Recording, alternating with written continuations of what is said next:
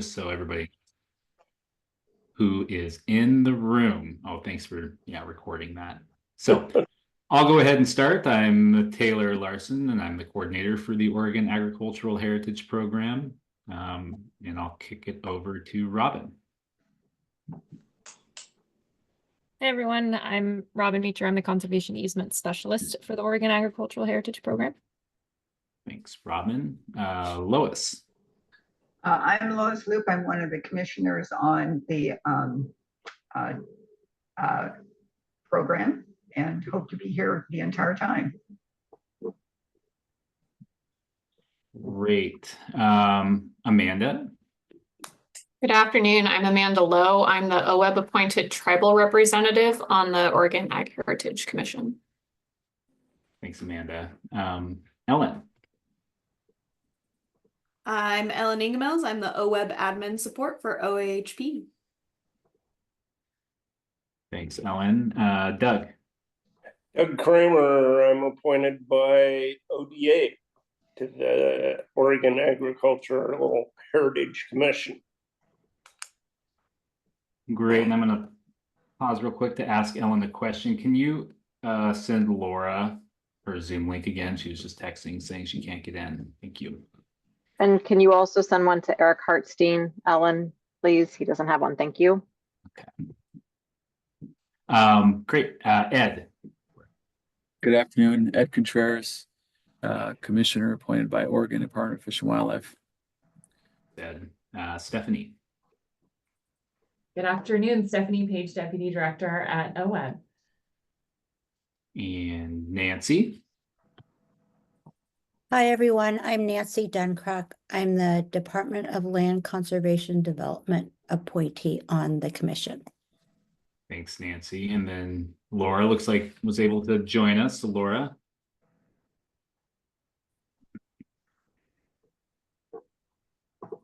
Hi, Laura Masterson, agriculture producer member.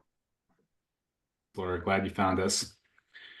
And then last but not least, we have our newest RAC member, who is also our newest commission member, but unfortunately will not be able to make the commission meeting this afternoon. So I just wanted to give Dan maybe a few extra seconds to introduce himself to the RAC and welcome him. Yeah, thanks. I'm Dan Bigelow. I'm in the Applied Economics Department at Oregon State. I'm the OSU Extension appointee. And so my research and outreach programs focus on land use, real estate markets, other kind of natural resource policy issues around the state, things like the Urban Growth Boundary Program, and also conservation easements. So looking forward to using this as an opportunity to get some kind of hands-on experience and hopefully learning a lot from all of you. Yeah, well, thanks for joining us, Dan. We're really excited to have you on board and welcome. Thanks. So we're going to dive right in. With that, just a kind of a quick overview of the day. We're going to do a couple minutes here at the top, kind of talking about next steps and where we are in the timeline of this rulemaking process. And then we're going to dive into reviewing the changes that we made based off of last meeting to Division 15. So Robin's going to kind of walk us through that. And then hopefully spend the bulk of the meeting on the Division 10 rules, which are the rules that govern the Conservation Management Planning Program. And then if we have time, we'll get into Division 20 and 25, which are the Technical Assistance and Succession Planning Grant Program rules. Neither of those programs we've run yet, so the suggested changes you'll see are somewhat minor. Laura, do you have a question?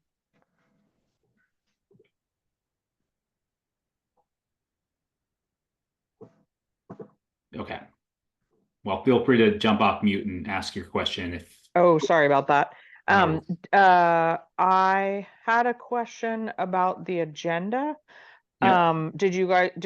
Did I miss I know I missed the first few minutes. Did I miss any talking about the agenda, or is that what you're doing now? Any changes? That's what I'm doing right now. Yeah. Okay.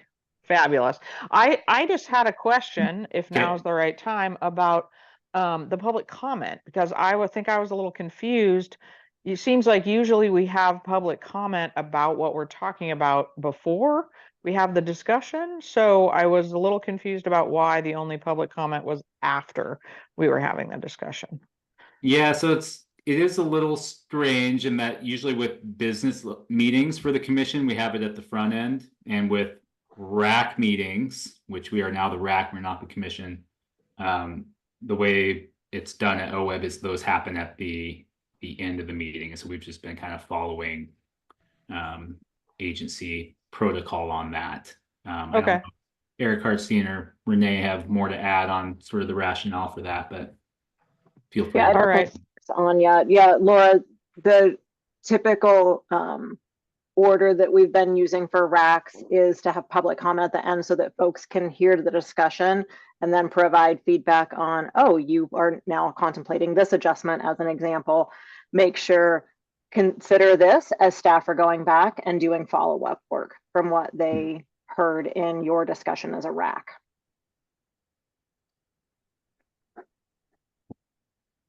Yeah, so thanks for that. So yeah, that will, after we get through whatever we can with rulemaking at 3:45, we'll pause for in-person public comment. And then we'll wrap up and conclude the RAC meeting, and then we'll be changing our hats and moving into a commission business meeting from 4 to 5. So with that, just a little bit of a preview of kind of what we have coming up next. So here we are in September, hoping to get pretty far through the rules today. But I think we'll likely need one more of these RAC meetings in October to kind of put a bow on things so that at our November in-person meeting, where we're making our actual funding recommendations for the suite of 10 projects that came in this cycle in the conservation easement grant program, that we don't get too bogged down with rulemaking, and we can just kind of review at a high level what we're proposing to send out for public comment and eventually onto the board. So we'll be kind of updating the board in October at their October meeting about where we're at in the rulemaking process. We'll come back to the commission at the November meeting with any feedback the board has at that October meeting. And I think if Eric Hartstein was able to join us, he was, right? Let me see. I can see all my people here. Oh, no, he wasn't. So I will throw up this PowerPoint real quick and just kind of talk through where we are in the process, because I did go through the hassle of making these slides, so I want to use them. Let's see, here's share screen 2. And from the beginning. Okay, so just to recap where we are. So back in April of 24, the OWEB board authorized rulemaking for the program. So that includes all divisions that govern the OAHP program. So since that time, we've been having these RAC meetings, and we've been working through, we started with Division 5, and then we jumped to Division 15, and now we're going to be coming back to Division 10, and then hopefully moving through Division 20 and 25 pretty quickly as well. So that's the summer and fall of 2024. And then once we finalize the kind of RAC process at the November meeting, the draft rule set's going to go out for public and tribal comment. And so as that'll happen in early December, and as an agency, we'll receive that public comment, and that'll usually, we keep that open for about a month. So on this timeline, we have it open from December 2nd to January 2nd. And during that public comment period, we'll also hold a public hearing where we'll receive feedback on the draft rule set that comes out of this RAC process. So any revisions that are made to the rules will happen sort of in early January following the public comment session, and we'll, as an agency, we usually address major public comments that come in through that process and give some sort of explanation as to why they're either being incorporated or not incorporated into the final draft rule set that goes to the board. And then that draft rule set goes to the board at their January meeting, where hopefully they adopt it, and then we are off to the races with the brand new rule set to run the program. So that is at a high level kind of how it works. I'm sure Eric Hartstein could have explained it much better, but that's my take on kind of where we're at and where we're headed. So I did want to pause real quick to see if folks had questions on that, because I'm sure there are a few, and it looks like Nancy does. So Nancy, go ahead. I just am curious what our role is during that revisions phase. Does the RAC reconvene, or is the board making the revisions based on public comment? Yeah, Renee, you've had more experience, Yep. so you go ahead. Yeah, it's a great question, Nancy. So typically what happens after the formal public comment period will, including the public hearing, we'll hold a public hearing also. We'll digest that from a staff perspective, and then essentially if there is one or more comments that kind of prompts do we need to circle back and actually take up a substantive topic with the RAC, then we may reconvene the RAC. I think that has happened never or maybe once in OAHP's timeline of rulemaking.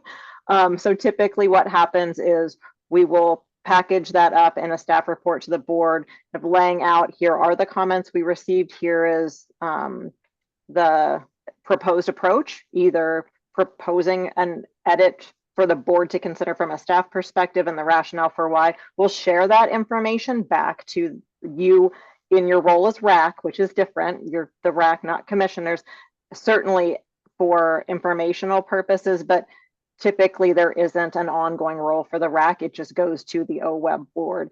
And another important thing to flag is once we've gone through formal public comment at that board meeting where the board is deliberating on the rule revisions, there is no public comment allowed. That is part of the rulemaking process. So that 30-day window is really critically important to make sure the board's getting that input.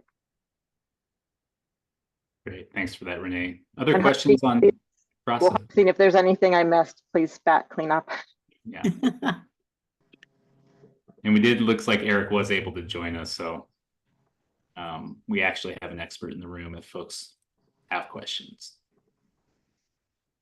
So yeah, hi everybody, Eric Hartstein, policy coordinator, and I just was able to find my audio when I heard that I'm an expert. So I don't know what you all are talking about. I'm assuming it's something about the remainder of the RAC process. Yeah, I just presented your slide on sort of where we're at in the process, and must have done it pretty well because there was only one question. Thanks. Okay, well, Renee or Stephanie, do you have additional context kind of before we dive into rulemaking, just kind of about where we're at and where we're headed and that kind of thing? Yeah, in terms of the next few months, so we would appreciate you all entertaining an additional RAC meeting in October so that we can slow down after having hopefully made it through all 4 divisions and have a chance to walk through. Instead of doing that in more of a sprint fashion at the November meeting, because we will have 10 conservation easement applications for you all to be going through as you are in your OAHC role. And so we will be helping to continue to describe when you are serving as a RAC versus when you are serving as the commission. And also when we move into that November timeframe, we recognize that you will be reviewing applications relative to the existing rule set after having talked for several months about new or revised rules. So we will be helping, hopefully in October. What we'll do is have a RAC meeting and then follow that with a business meeting. At that business meeting, we would like to spend a little bit of time just reorienting you to the process for how you will review conservation easements, to start shifting gears a little bit back to what will be your primary work at hand in November. But we understand you're in this kind of interesting space of switching hats between those lanes. And then I do think Steph may have more comments about this. Do you think at the October meeting, if there is space during the business meeting for the commission, it could be helpful to provide some time to dive in a little bit to some of the higher level issues around some of the public comment that we've been hearing? So Steph, I'm not sure if you want to share some thoughts about that. Sure, I did want to reflect a little bit on some of the public comments that have come in over the last few meetings and some good question and discussion that has happened during the RAC meeting as well. And it centers around the purpose and legislative intent of the program. And I think Renee, myself, Taylor and Robin all came into the program after the legislative discussions that created the original program. So we wanted to understand what was that original purpose of intent. And we did some legislative history research, listening back to the legislative committee meetings when they were considering the bill that created the Oregon Ag Heritage Program. And one thing that came through loud and clear was that the program's intended to be dual benefit. So there have been some, I think, questions and comments around that raised. And so we wanted to make sure and share that came through loud and clear, the dual benefit of ag land protection and fish and wildlife protection and other natural resource values like water quality, and the expectation of legislators that those have equal importance. So then just that we do our job to ensure that the public benefits of the program are tracked and measured. And I wanted to mention too, I get asked from time to time by policymakers, why is the program at OWEB? And I strongly believe it's because of that dual benefit, having both values given equal consideration, ag land protection and fish and wildlife and water quality, equal protection, equal consideration, I guess is a better way to say it. And my understanding is that was the grand bargain that led to the creation of this program, the legislation, and it being housed at OWEB. And just wanted to be mindful of that. I think in order for us to continue to have the program and for the program to be successful, we need to keep that dual purpose in mind. So I would just ask that of folks who are submitting comments and participating in the conversations, that we remember that original dual purpose. That's very clear again in the legislative conversations.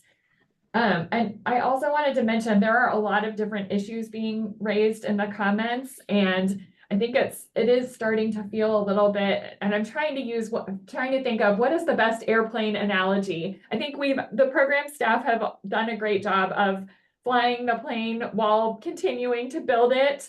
But I think the level of comments are starting to feel a little overwhelming, and just, again, raising concerns to us about needing to balance accessibility and ease of use of the program with showing those public benefits that help meet the original legislative intent. And we really want to keep this program successful, especially going into a lean budget cycle when we know folks are going to be pursuing funding for the program. And so just wanted to review that today with everybody who's watching and listening. And as Renee said, spend a little more time around that at a future meeting.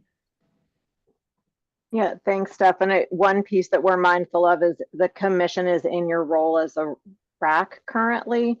And it seems as though at the business meeting potentially in October, this warrants having some space to just have an open discussion about some of the things we're hearing, because not all are connected specifically to rule, which is what our focus is in the RAC. Some is more about program implementation. So ensuring that we're protecting some time in a business meeting with you all in that role as commissioners to talk through some of the comment that we're receiving. So that's the thinking for the October meeting. Again, thanks for your patience as we add yet another meeting to your calendar in advance of an in-person or hybrid in November to walk through the easement applications. Great. Well, thank you, Renee and Steph, for providing that context. And before we dive into nuts and bolts of rules, any further clarifying questions about kind of where we're headed or big picture things? I will be circling back to the need for an October meeting at the end of this meeting. So you leave early and I'll follow up with you. But Nancy? Thank you. This may be more for the commission meeting that we're having, but it again has to do with role. Because there were a number of comments that came in regarding the valuation of carbon in relation to the study. And I was unsure what our role was regarding that valuation decision. And it would be helpful for me to get some sort of clarification. It's sort of like I don't feel competent to make that kind of decision because I lack the expertise, but I just wasn't sure how that gets sorted out. Yeah, I think I will punt this to the business meeting because I think there's a rich discussion to be had there around role, and currently our role is RAC. But please do hold that because I think we have a whole agenda item on the methodology, and I think just thinking through how we work with it going forward is going to be really important because it will need to be adaptively managed. I mean, it's not going to be a static document. So there is a role for the commission, and I think we ought to spend a little time talking about that. And thanks for bringing that up, Nancy. All right. Well, seeing no other hands, I'm going to go ahead and turn it over to Robin, and I'm going to share my screen.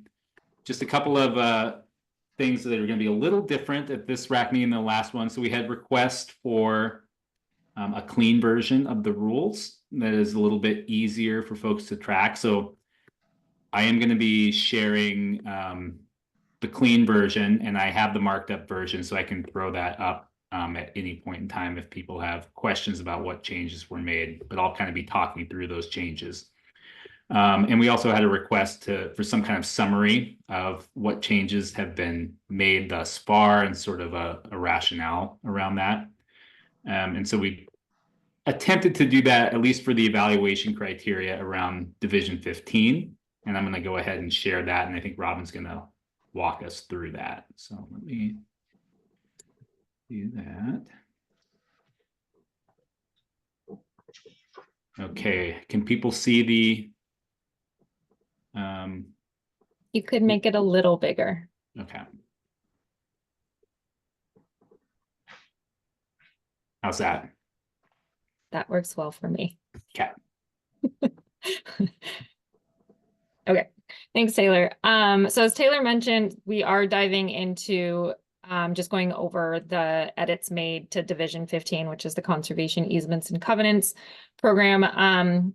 We are going to focus right now on just summarizing high level the edits that were made to the evaluation criteria before we kind of walk through some of the other edits that were made regarding other parts of the program administration. And I am just going to call out right here where we have the administrative rule number noted on the left-hand part of this table. That is corresponding to their new location in the draft evaluation criteria. So hopefully you don't get too bogged down into the actual rule number, because it, as you all know, the evaluation criteria got kind of completely restructured. So we're going to try and focus just kind of on the higher level issue and walk through that. And again, this is high level. So if you have questions about like, what am I talking to, let me know. We can pin it and go to that spot after the kind of overall.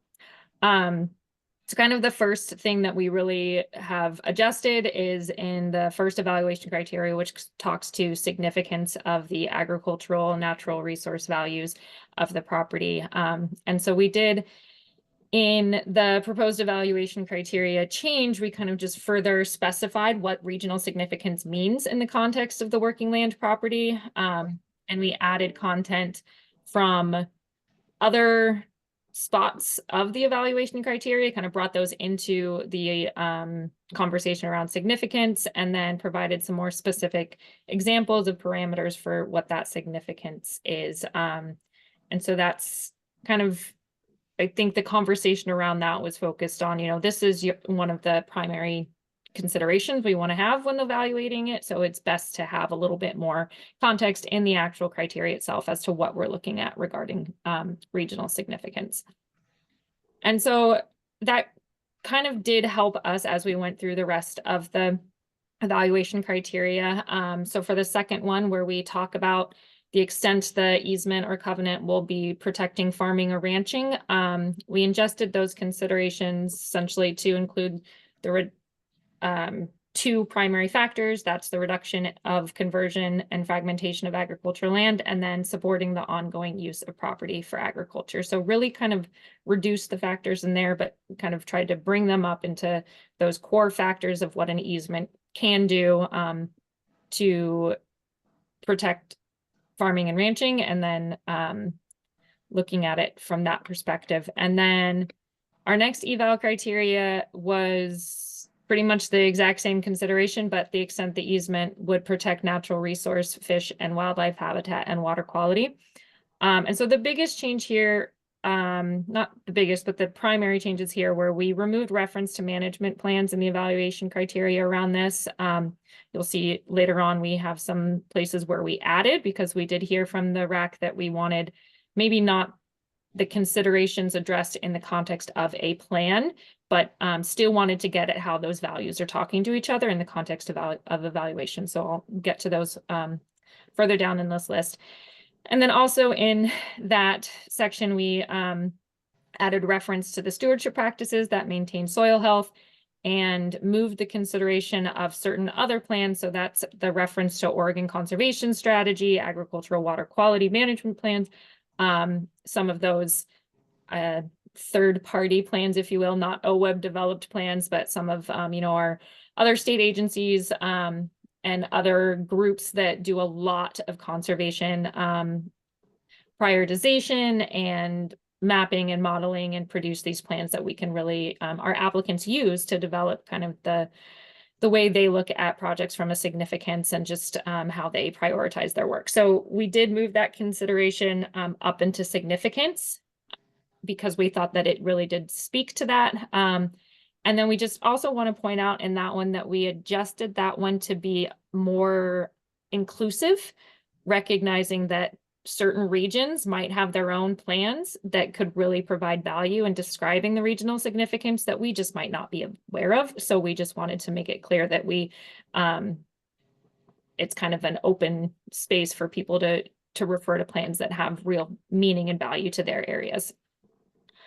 And then criteria 4 is an added criteria. And so this is in reference to the integrated management of habitat, natural resources, water quality, and the agricultural uses of the property. So we removed the reference to the existence and or utilization of management plans and conservation management plans. That was one of the things that kind of was a little bit hard in the evaluation context previously because conservation management plans are still a new program. So having those as an evaluation kind of component was challenging for the RAC and challenging for staff.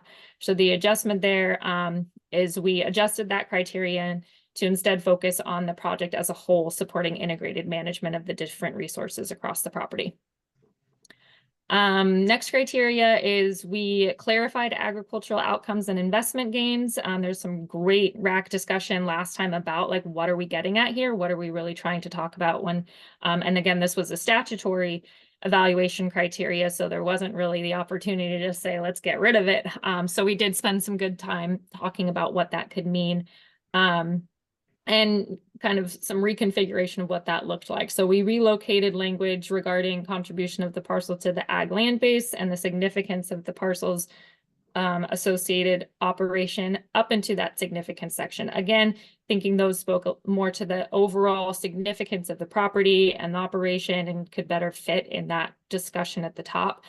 And then reduce the sub-criteria to this evaluation consideration to basically leave the applicant more space to describe the importance of the projects for maintaining investments that have happened on that property. And so that can be anything from NRCS investments in terms of conservation practices.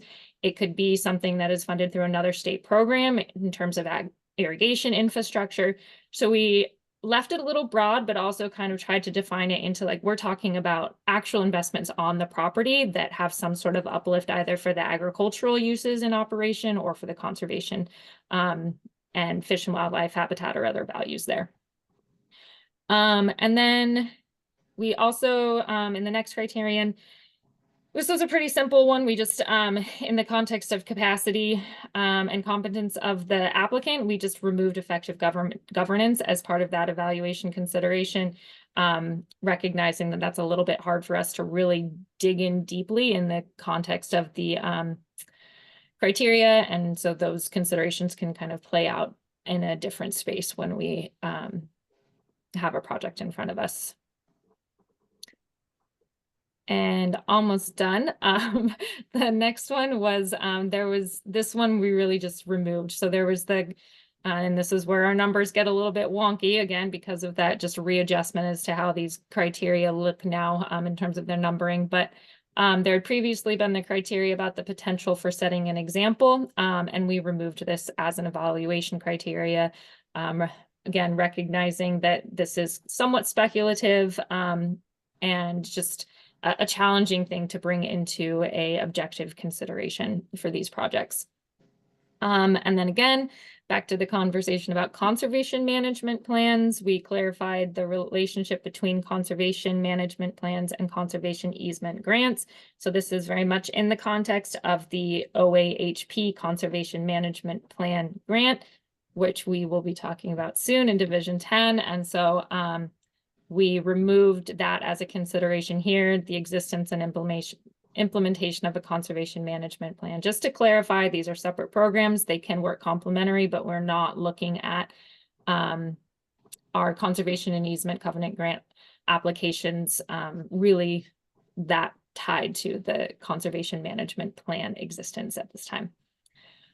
And then next we clarified the impacts on neighboring lands as an evaluation criteria. So previous wording had talked about potential mitigation strategies, the extent of the impacts, and so and then whether they are addressed in conservation management plans. So there's a lot of additional verbiage in the previous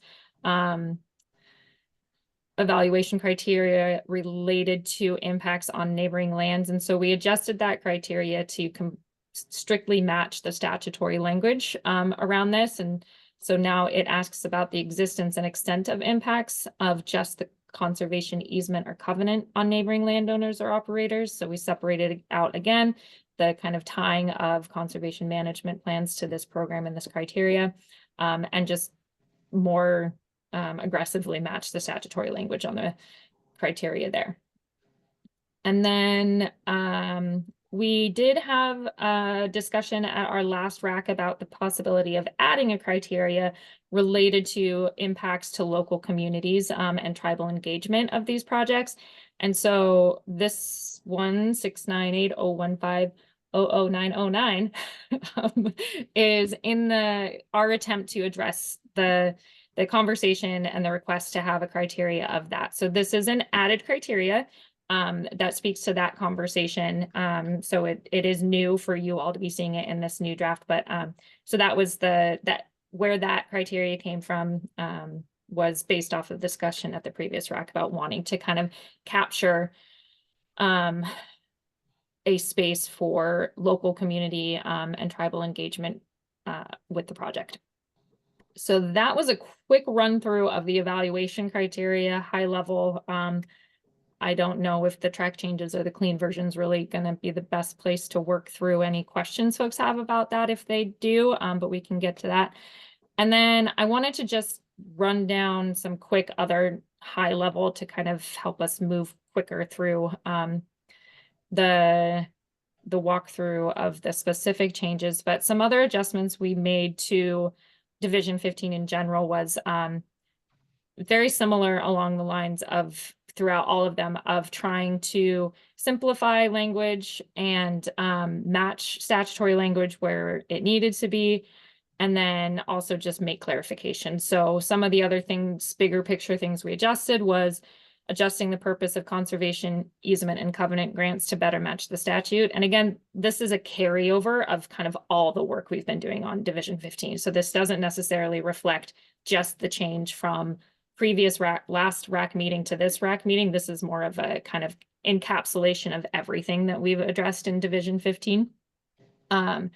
And so we adjusted the definition of stewardship and stewardship fund to align with customary conservation easement stewardship activities. You've seen some of the comment from our conservation partners, and then just the kind of administrative challenge of the previous language around that. So that's an adjustment that we have made. We simplified rule language related to application requirements, added some provisions clarifying that applications for projects requesting additional funds for a project with an open grant, currently open grant, will not be considered in that application, in a new application cycle. So that is also added language. We had talked about it at the last RAC meeting, but we didn't necessarily have language to put in front of you. So this is a space where that change has been added into the new version that you all have. We clarified the technical review process of applications, including the role of staff, the technical committees, and the commission. That again was part of the discussion that we had last time. We didn't make any changes to the language in front of you. It was a great discussion, and I think there was just general concurrence and understanding of how that would play out. Another spot that we did make an adjustment this time, but based off of comments from the RAC. So this isn't a significant language change. It's just an adjustment of the timeline for grantees to complete their projects, essentially. So to have met all conditions, we adjusted from 18 months to 24 months. So again, in response to some of what we heard from our RAC members and from public comment, we made that adjustment. And then kind of last big picture adjustment we made was adding the ability for grantees to receive payment on certain due diligence items prior to all funding conditions being met. So again, that was a discussion at the RAC level. We did have language in there. We've kind of made that language more, not concrete, but simpler. So it does make it very clear that grantees are eligible to receive some payment on costs prior to the project closing.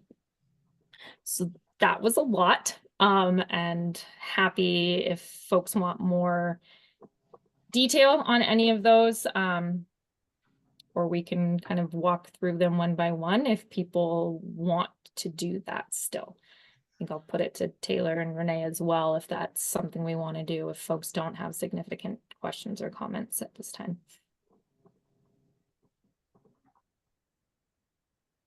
Yeah, well, I could pull up 15 really quick. We are running a little behind. So if people have certain areas they want to dive into, let's do that. Otherwise, I'm going to do a really quick scroll that might make you dizzy, just so we're all on the same page about where these changes were made. So, okay, I'll go ahead and do that, but just stop me if you want to discuss anything. So here's the clean version.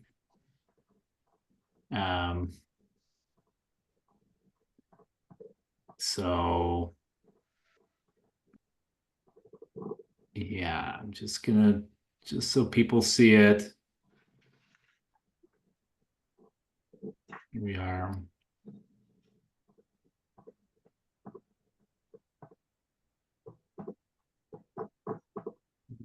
So there's, I mean, the majority of the changes here in evaluation criteria and the review process we talked a fair amount about last time.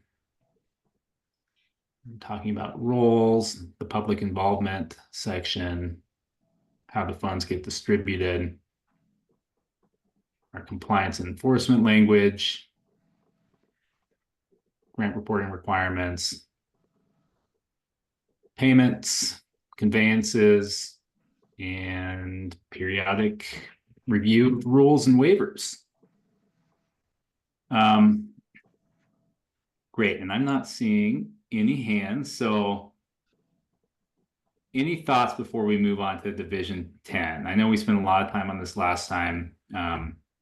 but this is a big part of the program where we have spent the bulk of our money and have the bulk of our interest thus far. So any thoughts are appreciated. And I'll, looks like Dan has his hand up. So I just had a quick question, and I might be glossing over something, but under the evaluation criteria, it looks like 2A and 10 are kind of the same, or am I missing some some subtle detail?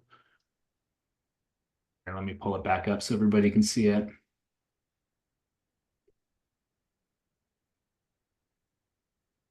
So 2A reads the extent to which the working land conservation covenant or easement would protect, maintain, or enhance farming or ranching on the working land. And then you said 10. So yeah, 2A is the extent it Oh, will sorry. reducing the potential for future conversion or fragmentation. And then 10 is the threat to the property. So I can talk about the nuance there if you'd like.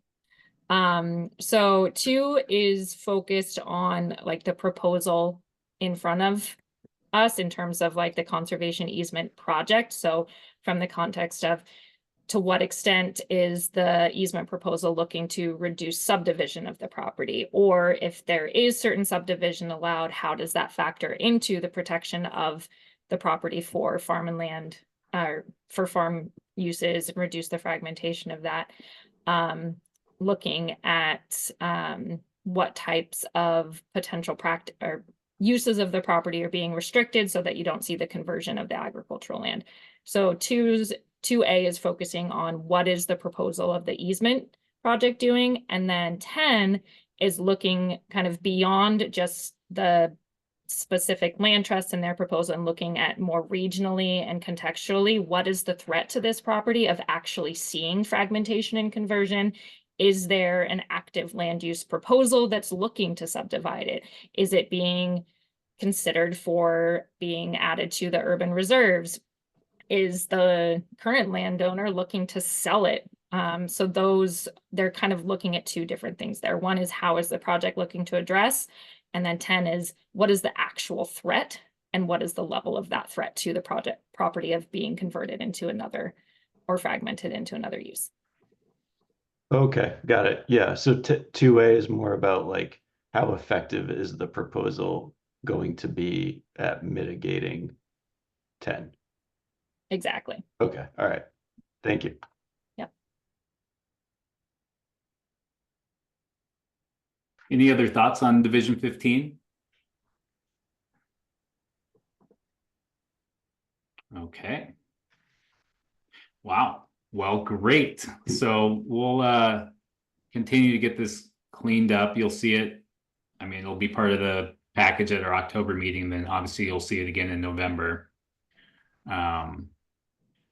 So it won't be the last time you see it, but it seems like we must be getting close because we don't have a ton of comments. So hide your eyes. I'm going to scroll up to Division 10 and we're going to dive in there. Okay. Great. So again, here we are with Division 10. So this is the rule set that governs the conservation management plans. And so I just want to say, given all the work we've done on 15 and the relationship in statute between the conservation management plans and the conservation easements, some of the changes that are suggested here in this draft are to align sort of definitions and expectations around what we mean when we say things such as like, the significance of the working land, so on and so forth. So if we do make tweaks here, there's a chance we may need to go back and tweak 15 because the rules all talk to each other. But all that to say, purpose statement remains pretty much unchanged, except I will note that because of some other changes in where things ended up in definition, this reference to the definition of a conservation management plan is now not correct. So you'll see in the updated version that that will change. But other than that, no proposed changes on the purpose of the grant program. So this is kind of the most, well, I don't want to say the most important, but this guides everything else, sort of flows from the purpose. And so I do want to pause here and just see if any RAC members have thoughts or things that are missing or are too in the weeds to be in the purpose before we move on to the rest of the division.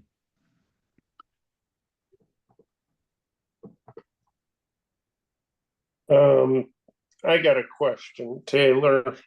Yep. It talks about the purpose is to develop and implement conservation measures for protecting and maintaining fish and wildlife habitat, water quality, Yep.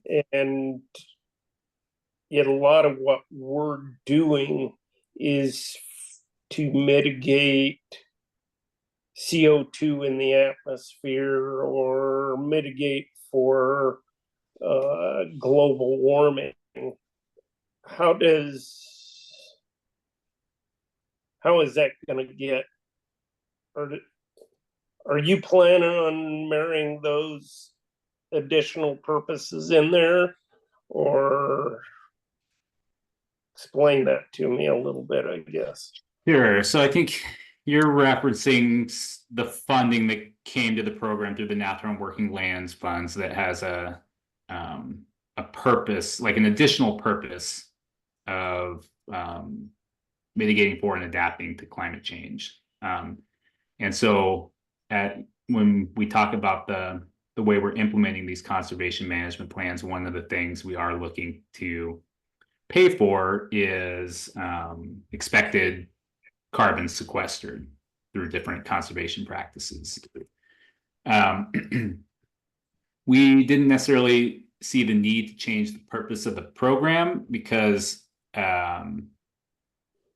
we have this catch-all here.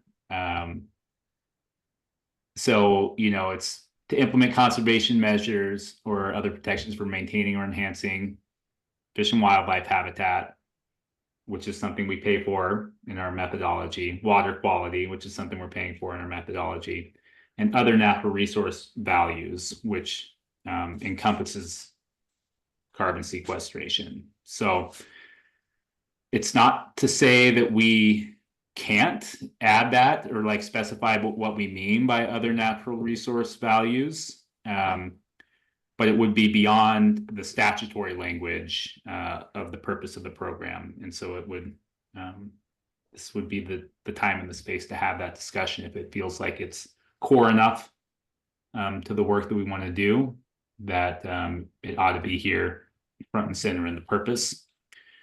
We do have some additional language that here at the end that the plan may include provisions for addressing particular priorities related to natural resource values, including but not limited to soil, water, plants, animals, energy, and human need considerations.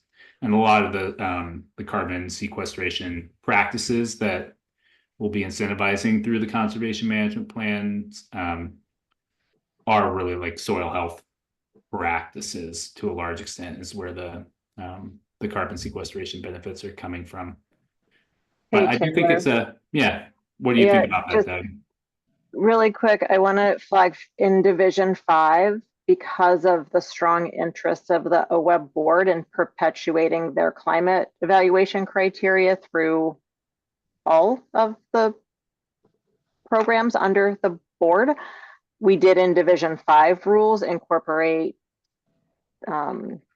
the climate evaluation criteria language, definitions, expectations piece. So I do think, Doug, that there's a little bit of a kind of threading the needle, if you will, on capturing that with the addition of those climate intentions in Division 5.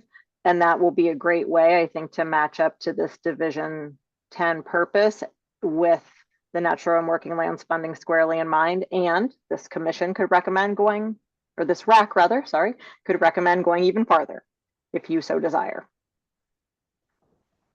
So I see Laura has her hand up, so Laura, go for it. And then Doug, if you have follow-up thoughts, feel free to share them. I was actually going to ask a different question. So if we want to finish this one, I'm happy to be next. Okay. Doug, do you have more to say?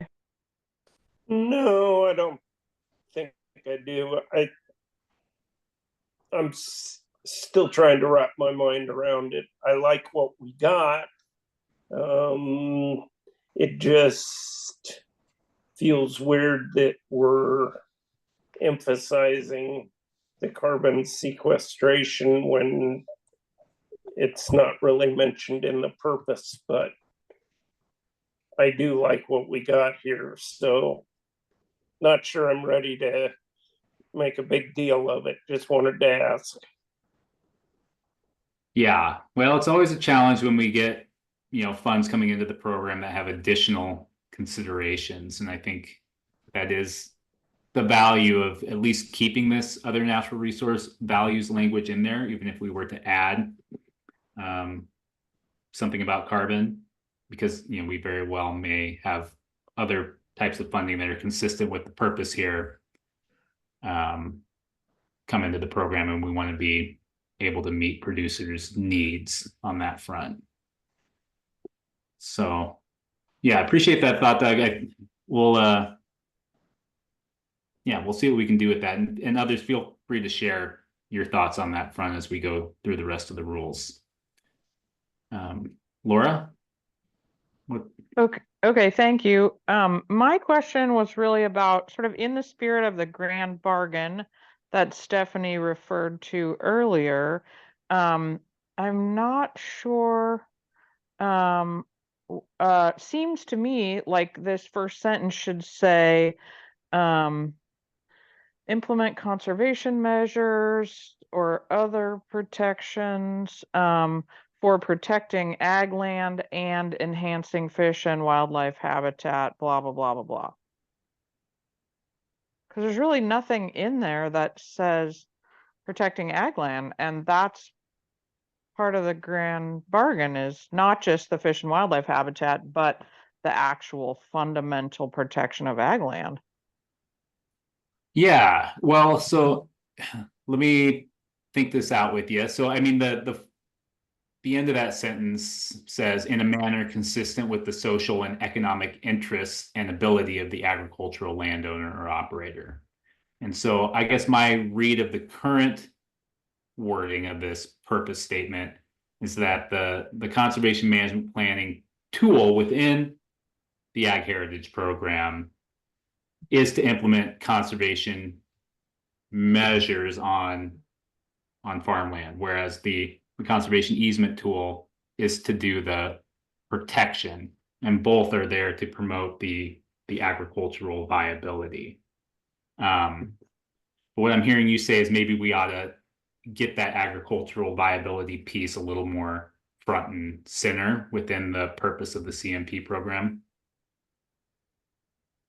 Because I think, yeah, we do have different grant programs to achieve different aspects of our overall purpose. And I think this one of all of them is probably the most focused on those, enhancing those natural resource values.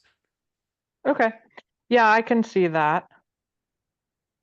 But we could look at, when we come back next time, I'll spend a little bit of time with the language and see if there's something we could do to kind of make it clear that dual benefit is reflected here in the purpose as well. Okay. Yeah, appreciate that. Thank you. Yeah, thank you. Any other thoughts on the purpose before we move on? Okay.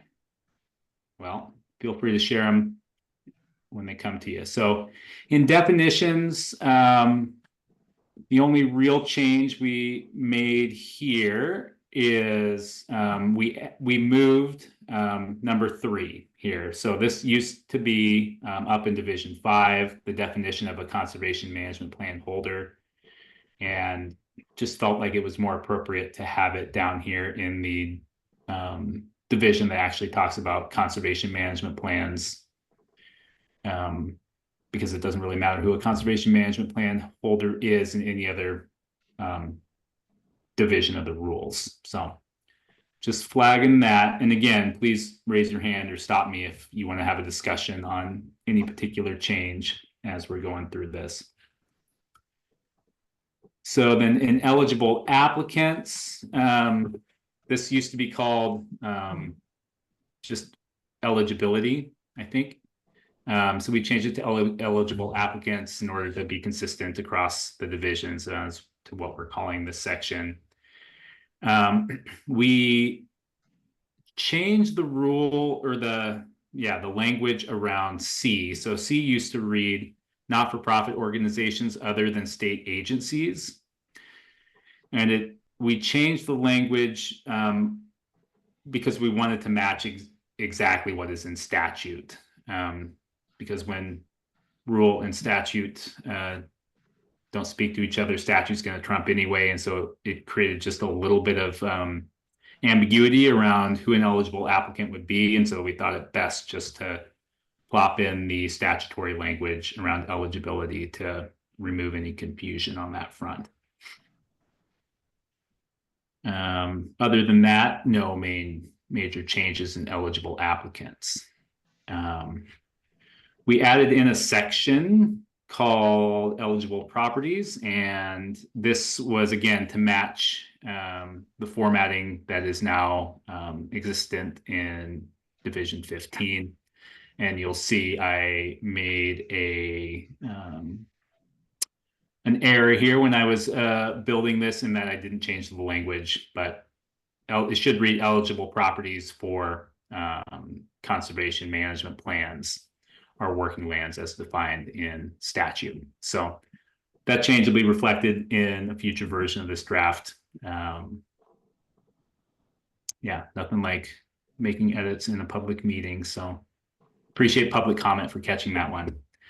Okay, so then our next change is we had a section called application that read conservation management plan grants shall be consistent with Division 5 and include the duration and any terminating events for the plan. So we suggested moving the include the duration and terminating events for the plan to a different section that talks about what needs to be included in a conservation management plan, and removed the language around being consistent with Division 5 because it felt like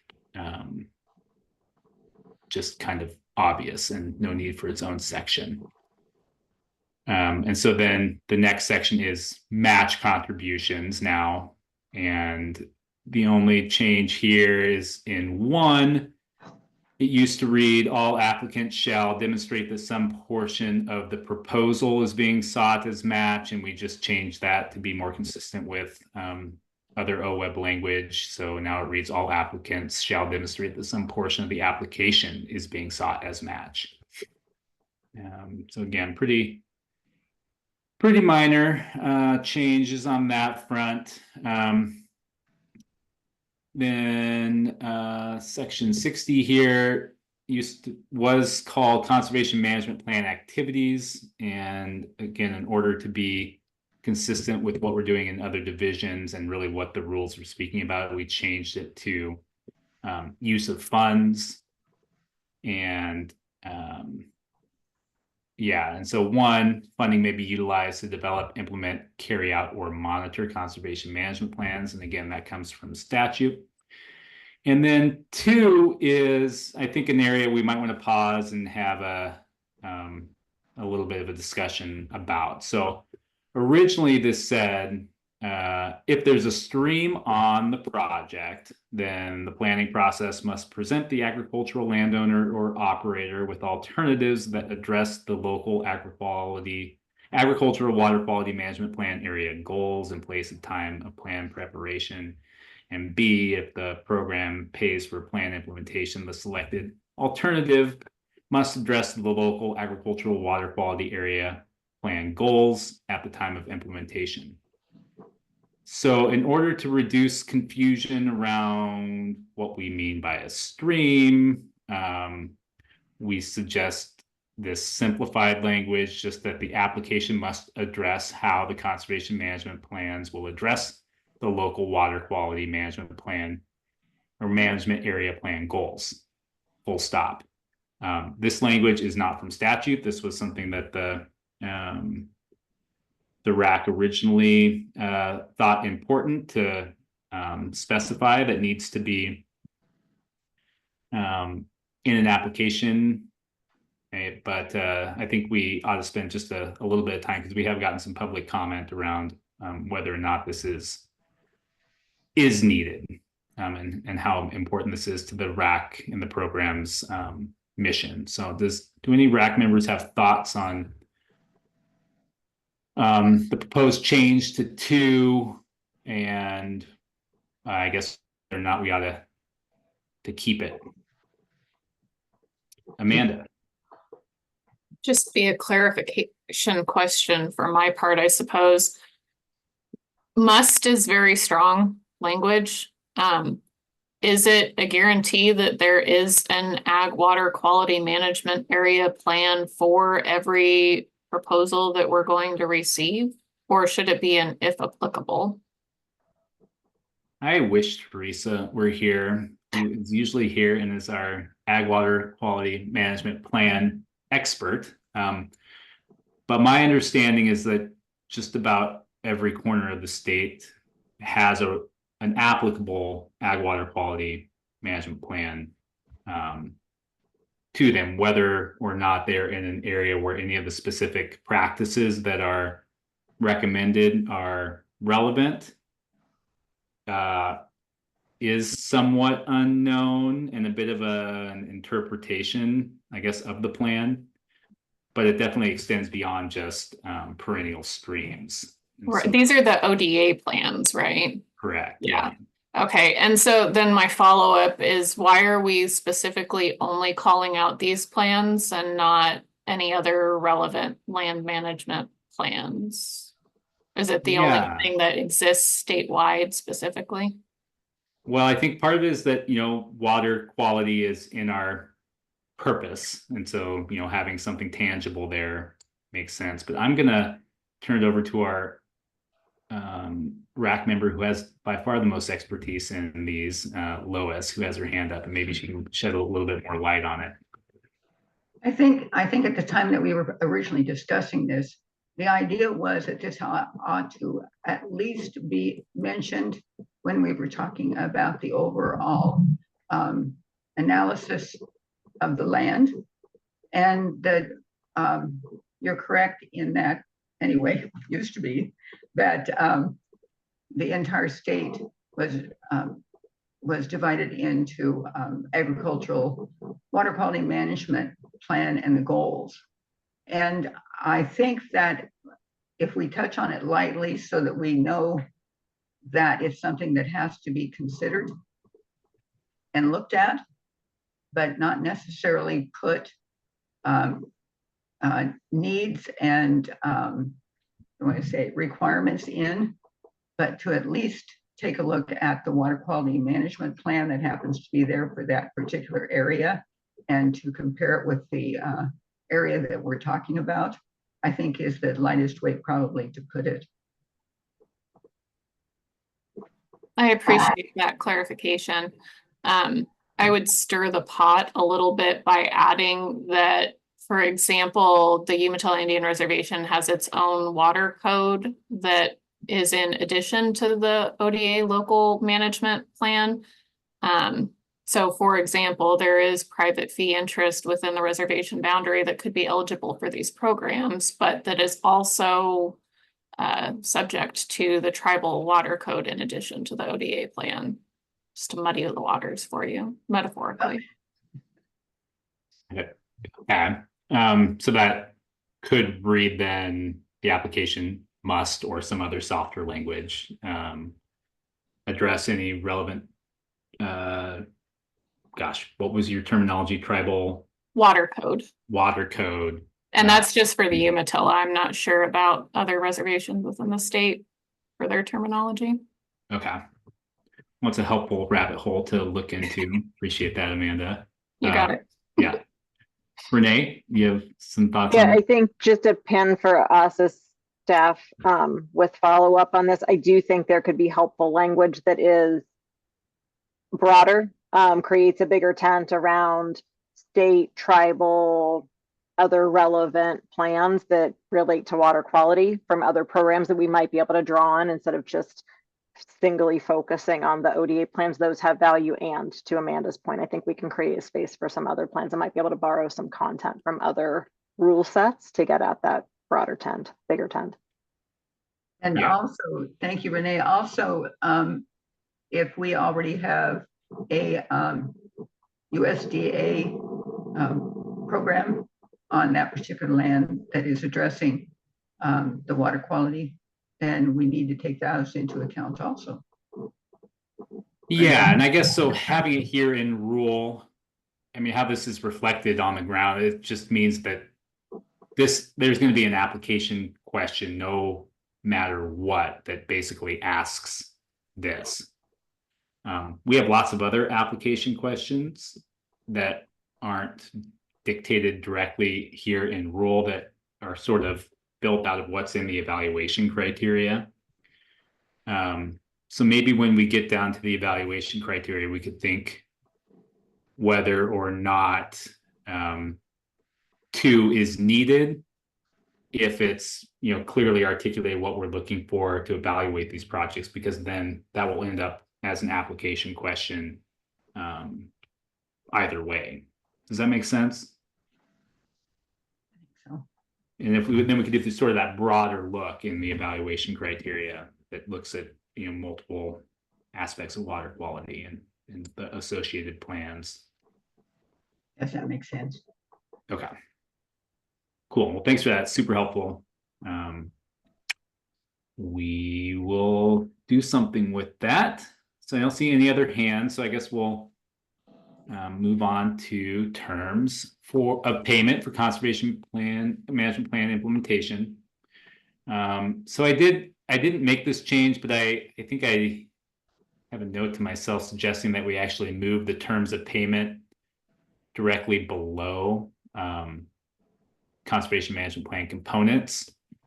So that you may see that reflected next time. If anybody thinks that's a really bad idea, let me know. I just thought maybe it would flow a little bit better.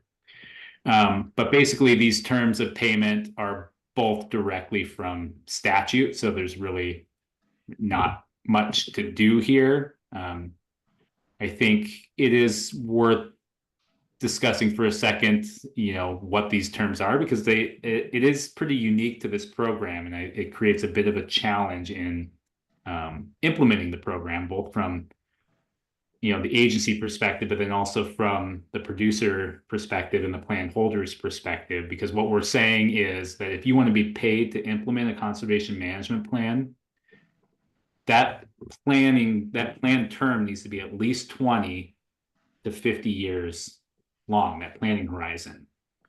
And so that's, you know, at OWEB, we don't have a lot of 20 to 50 year long grant agreements. You know, it's a bit of a challenge to think about how do we make those actual commitments and have them feel like real commitments without you know, tying up 20 to 50 years worth of implementation funding. And then on the flip side, like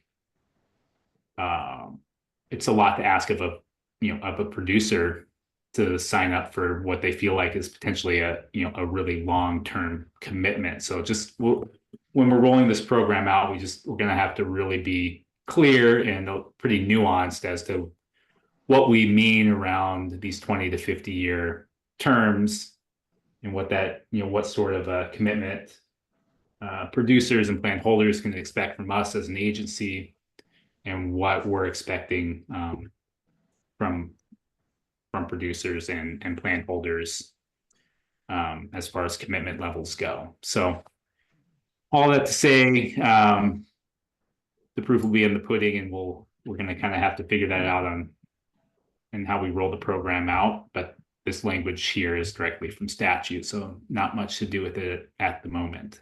But we have some ideas. So Ed and then Amanda.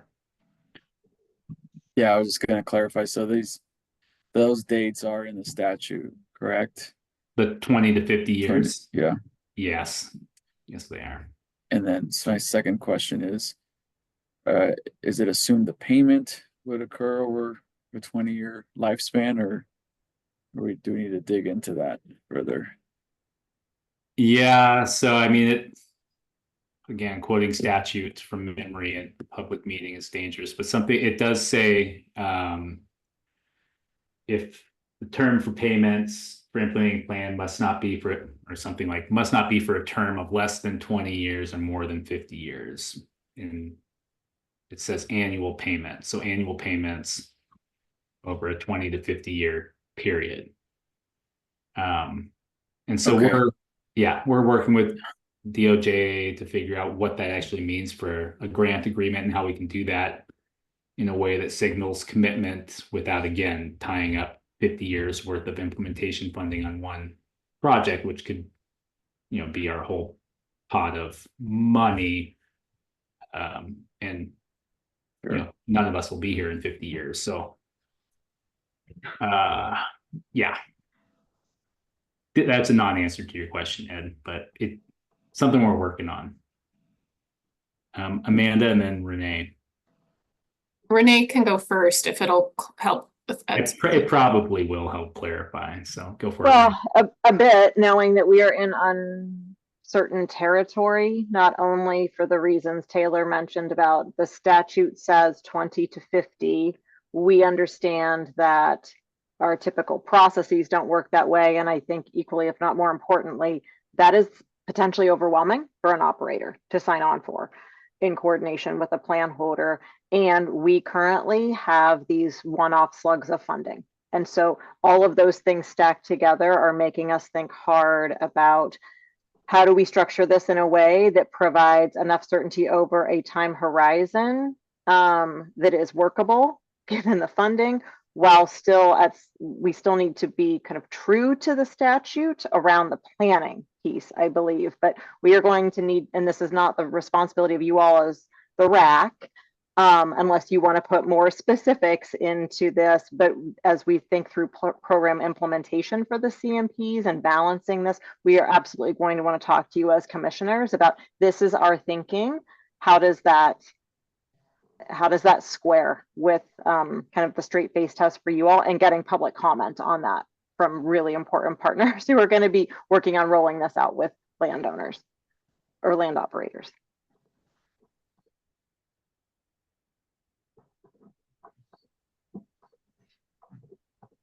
Oh, I was muted. Amanda, do you have further thoughts on that?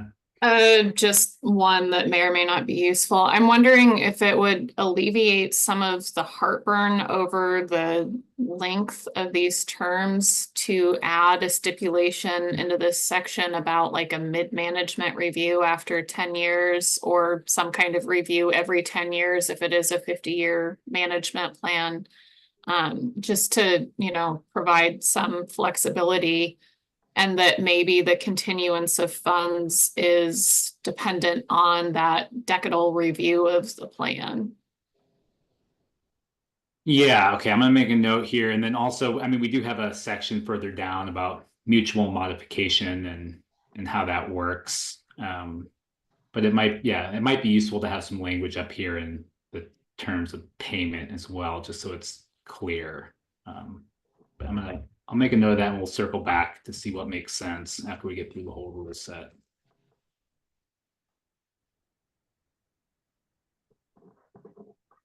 Okay. Doug. And if you're talking, Doug, you're muted. How about that?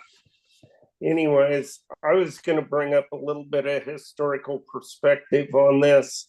It was the sage grouse management plans that USDA was requiring were the big driver on us coming up with all this language and what we were doing on this. And of course, as many of you know, those sage grouse management plans are for very long periods of time. So that's kind of what we were aiming at the point we were putting this program together. So if that helps historically, that's what a lot of the thinking was pointed towards. Yeah, the historical context is always super helpful, Doug. Thank you for that. Okay, so we'll do a little work with that and bring it back to you in October. Thanks for the thoughts on that front.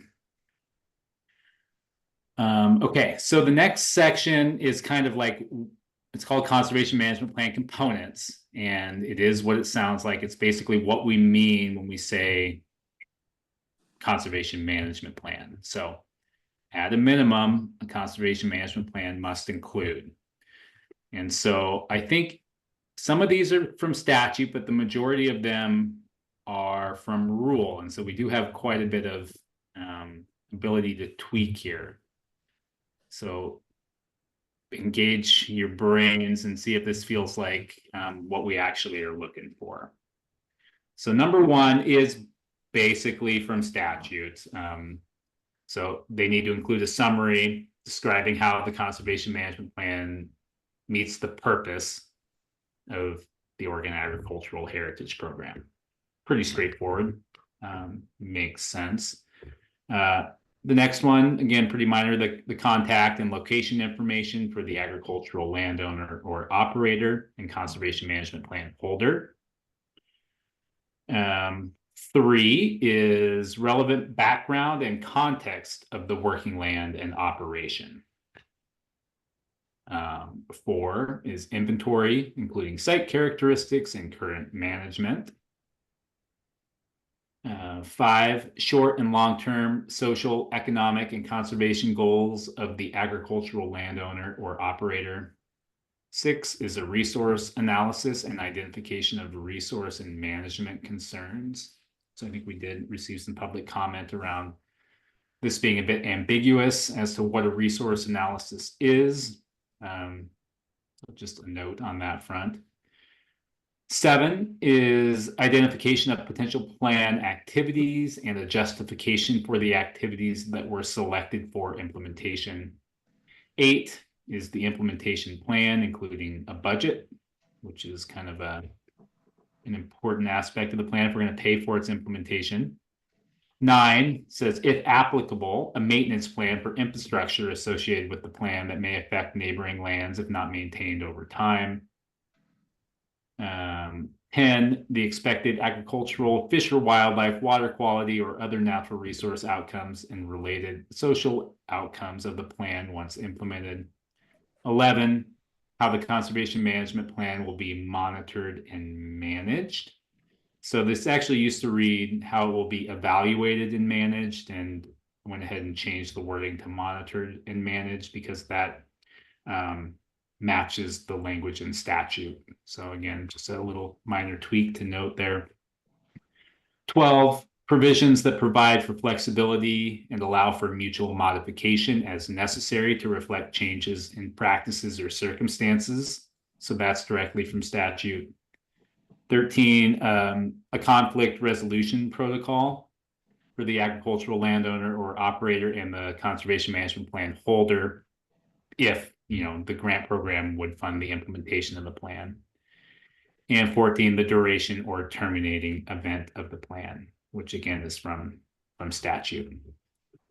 So pausing here, wanted to see if there's any reflections from commissioners on whether or not one or more of these don't make sense, if anything's missing, if anything feels too prescriptive. Yeah, just feel free to share your thoughts and we'll try and incorporate that into any edits. So Amanda, go for it. I feel like we could reduce some of the ambiguity on number 6 by combining it with number 4. Any of the resource management plans that we've written for the tribe do include a resource inventory as part of that management plan. I don't know if it's necessary to kind of draw out the fact that it would be relevant resource inventory, because it's not, you know, like we need someone to do a rangeland inventory on a farm field, but you know, if they're including stream zone effects, maybe you want to call out a specific stream inventory or something. But I Okay. think those 2 points could be combined. Yeah, I like that line of thinking. Thanks for that. Yeah, I made a note of that. We'll see what we can do on the combination front and bring it back next time. Any other ideas? Doug? Is there any, it talks about a terminating event for the plan. Is there any language in our rules that allow for terminating this conservation management plan before it gets to the end of the plan?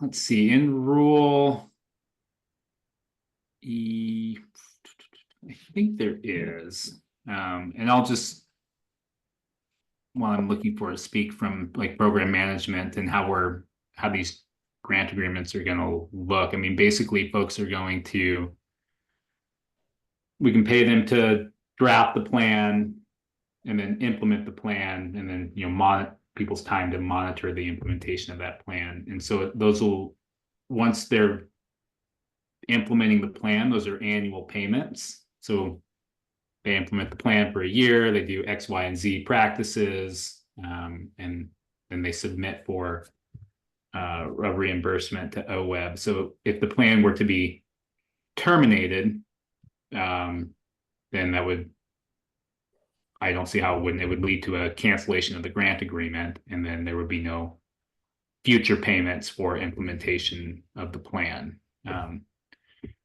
And maybe do you have the specific rule language on that? So Taylor, I don't think there's anything in this particular rule division about termination. I would have to look back at like the division 5, but I think where this is captured, Doug, probably, and without having checked division 5 yet, and I need to, is this would just be part of the grant agreement. We would have a termination section within the grant agreement to essentially kind of describe the parameters and process for that. But again, I think that's part of this discussion as we're thinking through how do you get at 20 to 50-year plans when the current situation is more time limited in terms of funding, and creating space on both party sides for deciding to end that relationship if needed.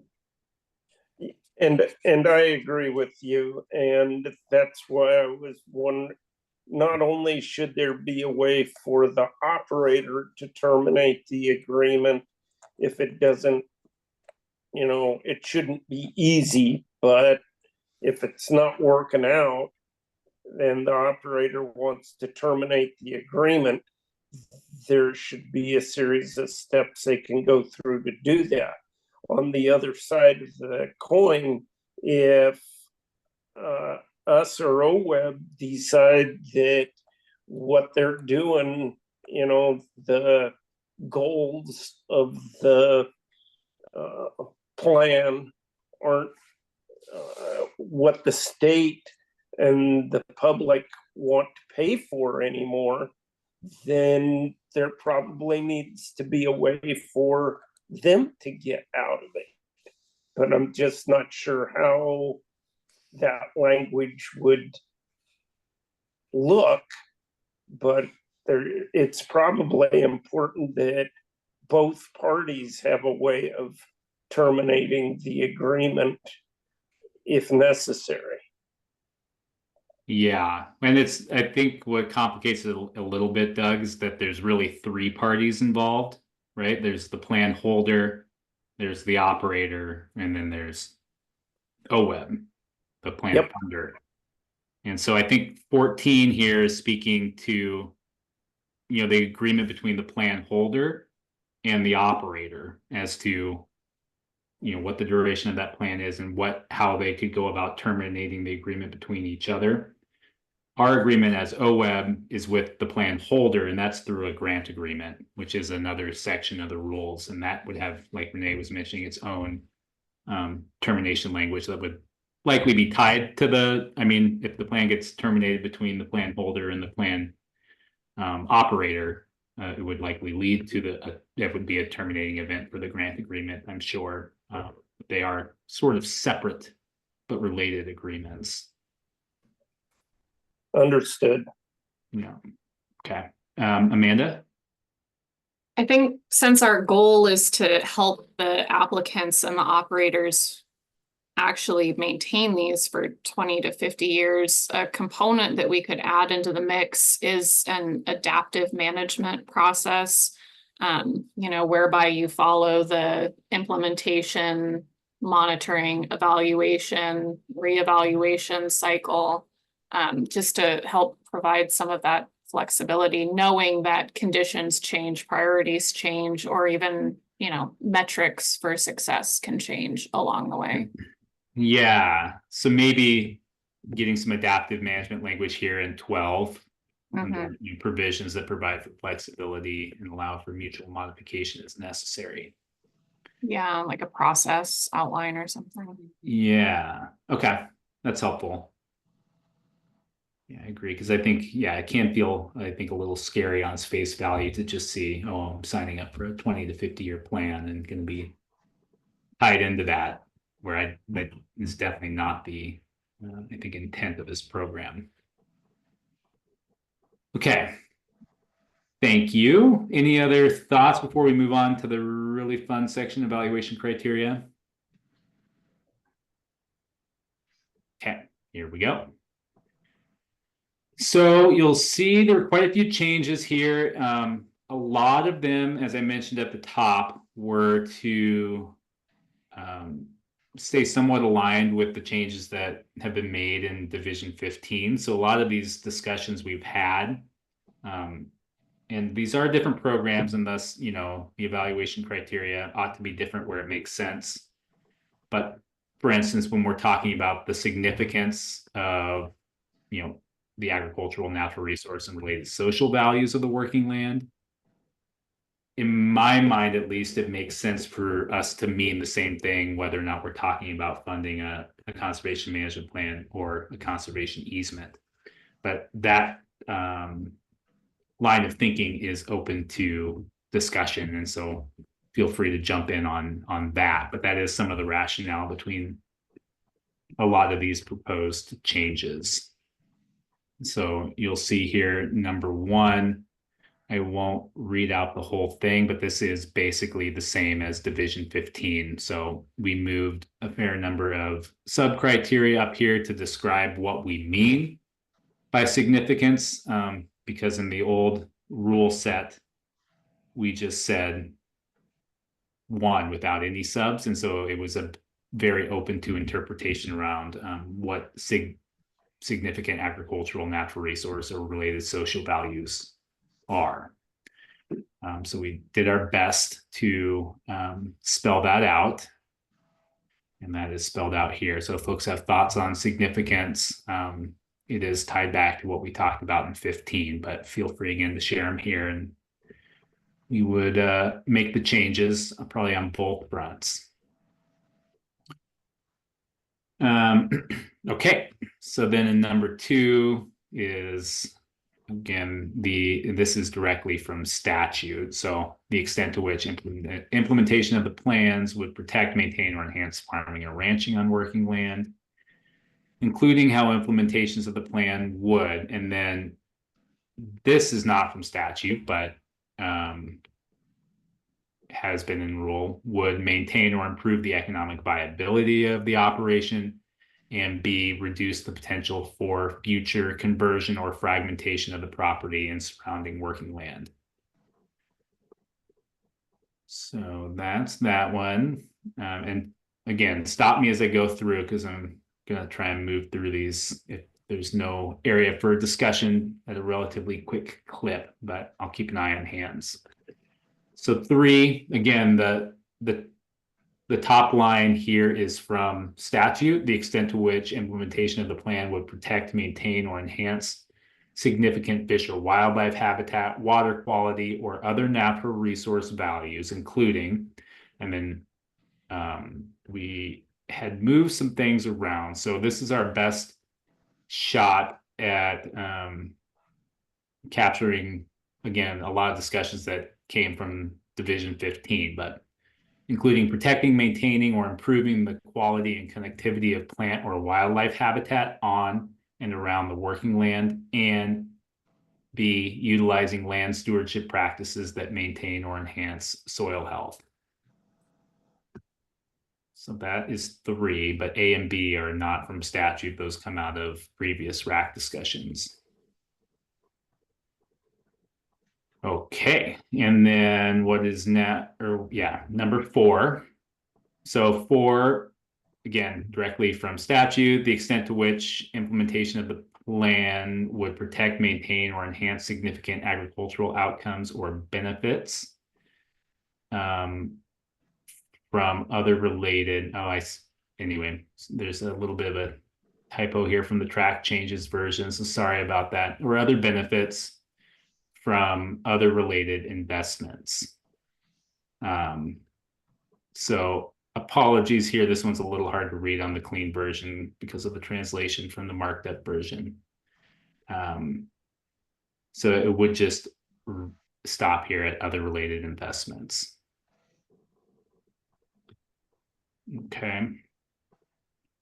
5, again, from statute, the top line is, and then the subs are all not. So if you have thoughts on the subs, let's share them. But 5 reads, the capacity and competence of the prospective conservation management plan holder to enter into, and if implementation funding is awarded, monitor and carry out implementation of a conservation management plan.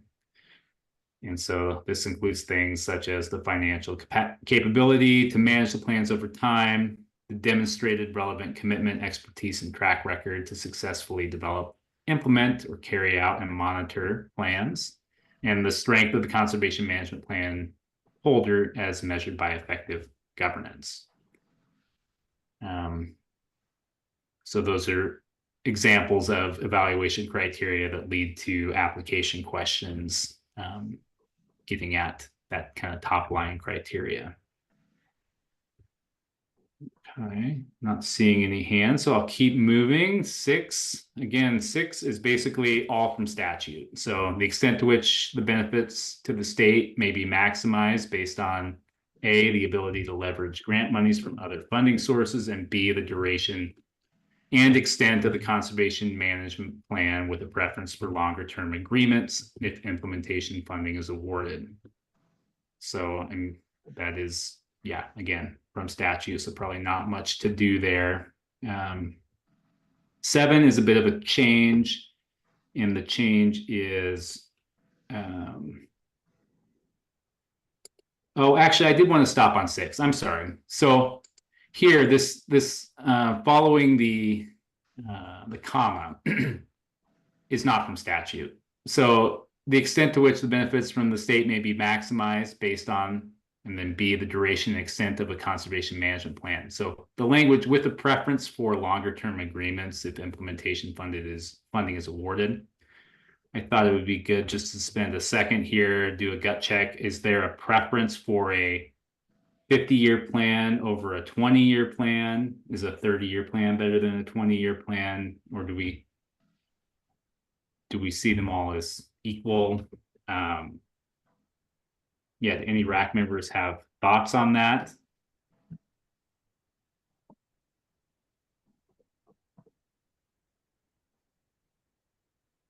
Okay.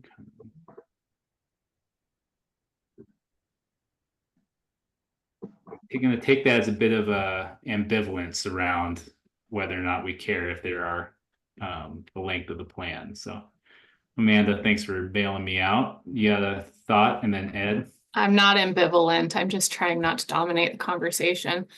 I I hate to dissuade somebody who's only comfortable with a 20-year plan by making them feel less than someone who's applying for a 50-year plan. In my opinion, they have equal value in their duration.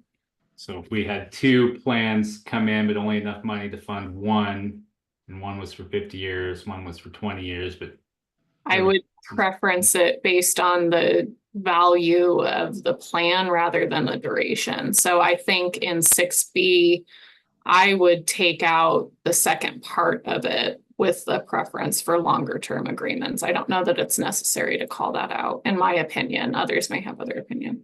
yeah, thanks for sharing your opinion, Amanda. Ed, do you have an opinion? Oh, my opinion is I agree with Amanda. Okay. I think yeah, she captured that really well. Yeah, I mean, I think I would put more weight on the monitoring and governance structure of the agreement over the lifespan. I mean, because that's really what's gonna ensure that the resource value is provided, in my opinion. Okay. Yeah, that's super helpful. Thanks for that. Doug. Yeah, I'm not a big fan of putting the preference for longer term agreements in either. My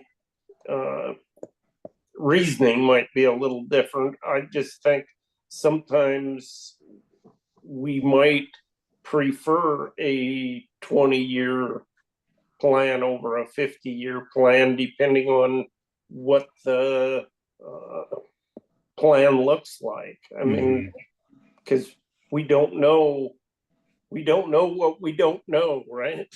So let's sign up for 20 years, and if it works really good, then we can potentially sign up for another 20 years. So instead of locking us in for 50, let's start out shorter and see how it goes. Yeah. Yeah, I imagine if we remove this language, we'll get a lot of applications for 20-year plans, but that's a bit of speculation. Cool. Well, thanks everybody for your thoughts on that. We'll make some changes.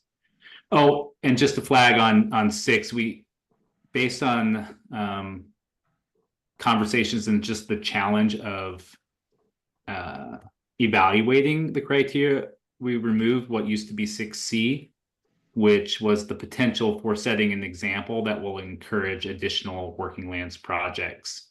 So that, again, that was removed from 15 as well, kind of based on the speculative nature of the answers we get in applications around that line of questioning.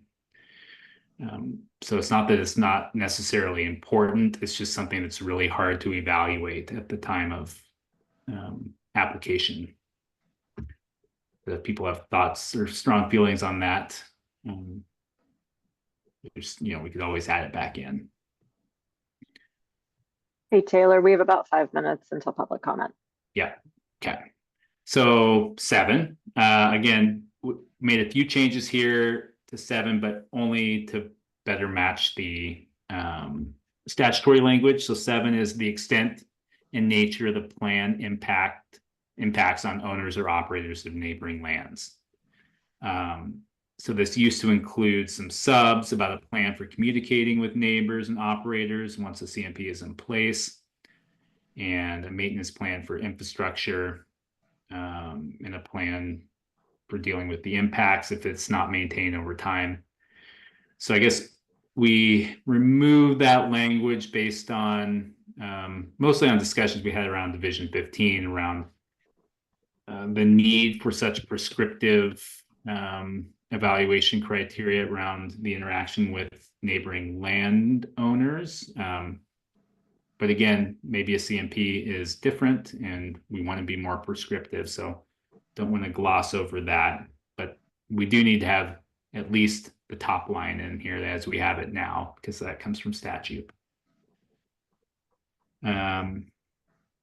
Okay. And then 8 is that criteria Robin mentioned at the top that went into 15, it's also going here into 10, which is a new criteria based on our conversation last time. The potential to which the project will benefit the local area as evidenced by engagement with and support from the local community and tribes. So I think we've done a decent job thus far of condensing and clarifying what we are evaluating projects on, but here's an example of an additional criteria that came out of conversation. So if folks have thoughts on that, feel free to share them, and appreciate all the discussion we had on it last time. And then I do want to get a little input at least on 9 here. So we have the level of threat of conversion or fragmentation of the working land. I'm unsure if a high level of threat of conversion or fragmentation is a good thing or a bad thing, or whether or not we would want to fund a conservation management plan, right? So you think about, we're making these conservation investments and they may lead to a reduced threat of conversion or fragmentation, but also if we're making those conservation investments on a piece of working land that has a high threat of conversion, there's a high chance that those investments would be lost to conversion at some point in the near future. So do RAC members have thoughts on clarifying what we mean there? Is it better to have a high level of threat or a low level of threat when we're looking at projects, all other things being equal? Amanda. Would risk be a better word than level of threat?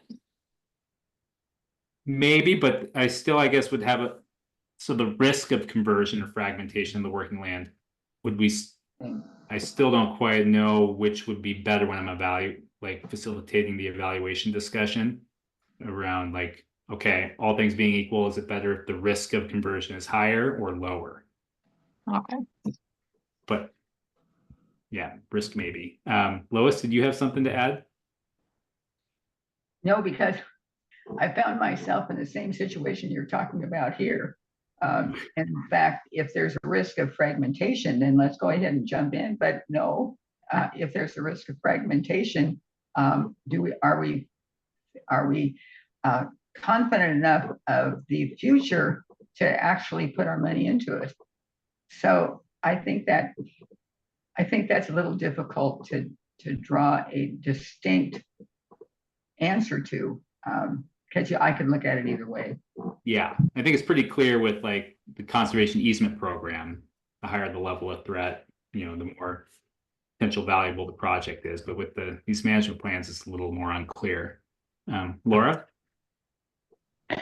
My guess is that this language was lifted straight from the easements, and that's why it's in here, and that's why it's confusing. And I will say, this is one of my challenges with these shorter terms, is because I think we should be focused on lands that have a high risk of fragmentation and threat, and we should be protecting them in perpetuity. So that's not much help in deciding how to deal with this, but just a little historical context. I think that's probably why this language is in here. Yeah, I think you're probably right. And yeah, appreciate that, Laura. Dan? Yeah, this is kind of just a bigger picture question or comment about the conservation management plans, but is there no provision to recoup any of the funds if the land is converted during the plan, similar to how use value assessment programs work in a lot of states? In certain states, if you're getting property tax benefits to keep your land in agriculture and then you convert it, you have to pay back 10 years of tax savings, sometimes with interest or something like that, which will just be passed on to the developer anyway, but it allows the program to recoup the funds, I guess. Yeah. So I guess the short answer is no, not in this grant program. So, in our easement grant program, obviously there's, a bunch of legal ramifications for converting. but the conservation management plans, my understanding is they were designed to be a voluntary tool that sort of sits within our toolbox. That doesn't have that kind of like punishment hanging over the head of the agreement. I think it's designed to facilitate collaborative, non-scary type interactions. And part of the reason when we get into the business meeting, which I know you can't join, that we have some somewhat conservative values around, you know, the ecosystem service value for certain conservation practices, including our payment rate for carbon, is because of that uncertainty. We don't have an enforcement mechanism, and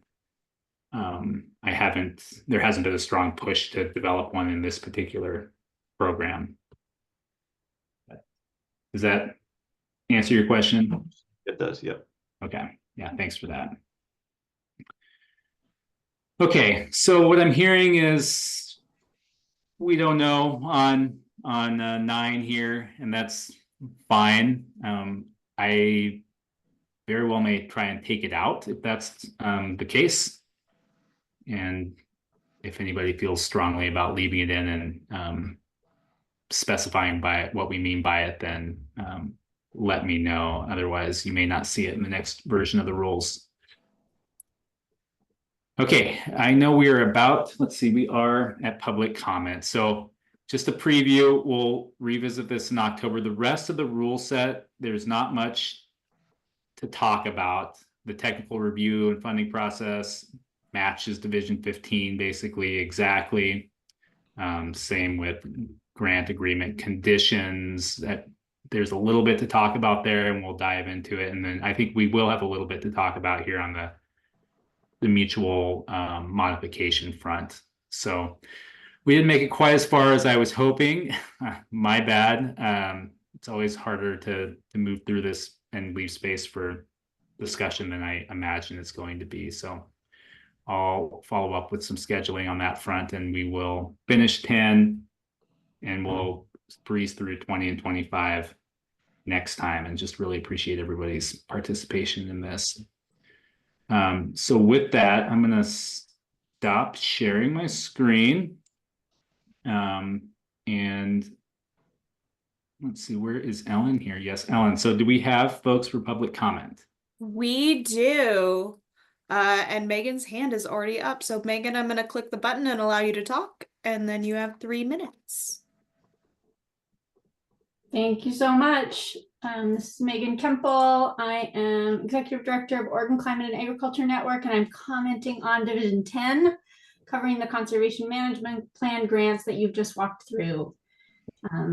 Farmers and ranchers in ORCAN's network are ready to implement conservation practices, but they need support, including financial incentives and technical assistance, and these programs are designed to do just that. We appreciate the references to soil as a natural resource value and other references to soil health, which is a key strategy to enhance the productivity and resiliency of Oregon's ag lands. We have serious concerns that y'all have explored today about the 20 to 50 year term for the conservation management plans. I understand this is in statute, but most farmers and ranchers will not be interested in making a commitment of 20 to 50 years for their conservation practices, and those who are renting land won't be able to. Similarly, a long-term covenant, there's references to aligning with the length of the covenant. That may be longer than a farmer or rancher could draft a plan for. I wonder if we shouldn't consider modifying the statute, and just want to say that we'd support and potentially would initiate that in partnership with the agency. The language about flexibility and mutual modification is critical for both the success of the plan and a farmer or rancher's willingness to engage with the program. We recommend removing the language that the changes may be in response to a long list of specific reasons for changes. You haven't gotten to this section yet, but I think that list should probably be removed, because over a 20 to 50 year period, there could be any number of reasons a change in practices could be needed in addition to those listed. We recommend removing the requirement for match. It's an equity issue, and requiring match makes grant programs less equitably accessible by excluding those from historically marginalized or underserved communities who don't have access to resources. We recommend removing the requirement that applications must address how the plans will address local ag water quality management area plan goals in the section on use of funds. And we recommend removing the evaluation criteria about how implementation plans would reduce, you just talked about this, reduce the potential for future conversion or fragmentation of the property and surrounding land. It sounds like that's from statute, but that seems very difficult to evaluate for a grant. And that's it. Thank you so much for your consideration of those comments. And thank you for all of your very detailed dive into all of this today and thinking well about what producers need for water quality and soil health. Thank you, Megan. Natasha, I'm gonna hit the button if you would like to talk.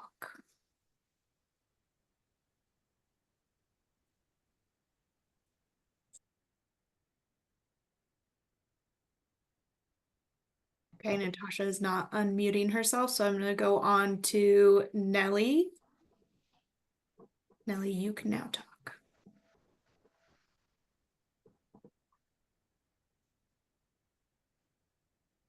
Okay, Sophie, would you like to do you have any comments for us? No, I think Megan covered our comments. Thank you. All right, that's the end of our attendees list. Great. Well, thanks for facilitating that, Ellen. So, as is evident by us not making it fully through Division 10, we're going to need one more of these before our November meeting. And so I'm not going to try and schedule that now. I will send out a scheduling poll here very shortly. So please do fill that out. We'll get one more of these, and then in November, we'll put a bow on this, and then we can be done rulemaking, which I'm sure some of you are sad about, but I'll have to confess I am not, because there are other aspects of this job that are also fun. So keep an eye out for that. And in the meantime, feel free to follow up with thoughts if something comes to you that, as we were breezing through the rules, you just weren't able to think of on the fly, or if good ideas come to you, please share them at any point in time, and we'll incorporate that into the conversation next time. We'll work on incorporating edits based on this conversation and try and get, again, a draft version out that reflects those changes well ahead of our October meeting. And then keep an eye out for an email from Ellen. So this is a bit of a shifting into RAC/commission talk, but the RAC, we'll have a quick little RAC meeting in November, and then also our in-person commission meeting. And so Ellen's working on some logistics for that, and is going to need some information from people sooner than later so that we can get that all scheduled. So keep an eye out for that. So any last final questions? Otherwise, I can give everybody a 5-minute break before we dive into the commission meeting. Okay, so I'd say let's go ahead and end the recording. And